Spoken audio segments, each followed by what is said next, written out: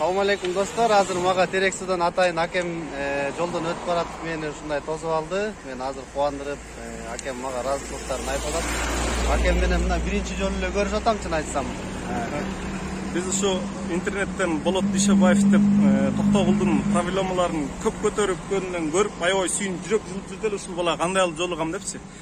Ошол жерден өтүп кетип атсам, Аллах жолуктурду да. Токтоп учурашып, анан өзүбүздүн кичинекей болгон ыраазычылыгыбызды аспоздо көптөй көрдүм депчи. Тамакка чакырсак, үй жака кошобойт бул киши, билебиз. Анан нар жак бер жак заправкаларын өлтүрүп коюп деп өзүбүз токтоттук ниетибиз менен. Кече саммит экенин көрүп койдуңуз. Аны кече ошо көрүп анан Алла деп койдум, ушул бала Аллах ден соолук берип күч кубат берсин депчи. Аллах сага ден соолук берсин, күч кубат берсин. Токтогул элинин керегине жарай бер. Болду аке. Молодец. Сиздер ушинтип колдоп турсаңыздар. Кайсыл болсо, поддержкабыз бар. Кудай буйрса, любой вакытта чалсаң, кайсыл окто болсо барабыз.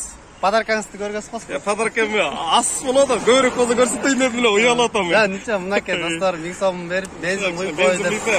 Чын жүрөктөн рахмат. Алла разы болсун. Рахмат. Ишиңе ийгилик. Макей достор, ушинтип Терек Сулук акем ыраазычылык билгизип кетти.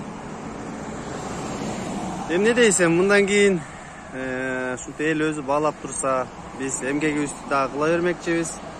Кудай буйрса, Токтогулубуз өнүксүн.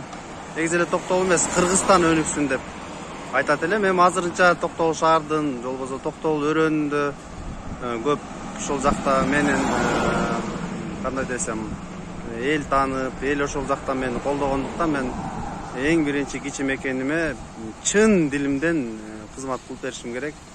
Андан кийин Кудай буйрса, элим туура көрүп, мени дагы бир тепкичке өйдө көтөрө турган болсо, анда ал жака дагы кызмат кылып бермекчимин. Кудай буйрса, жаш кезде ошол таш жайнап жардам берейин деген өзүм чын жүрөктөн ниетим бар.